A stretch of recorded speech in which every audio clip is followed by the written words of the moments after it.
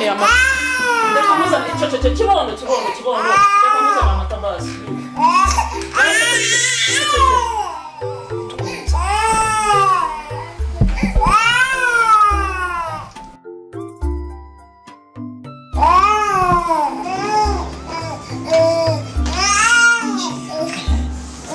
Ubu ndarebye nsanga igisubizo gisigaye n'iki sibyo utwara uyu mwana ndabizi ni uyu mwana ntabwo azongera gusuka muri iyi nzu icyiza reka tumujyane sibyo tumujyane nta bindi bintu byinshi yewe si umwana wanjye koko ubagiye hehe kuko nari gusiza ahangaha ntabwo byumvikana mana usi aguye hasi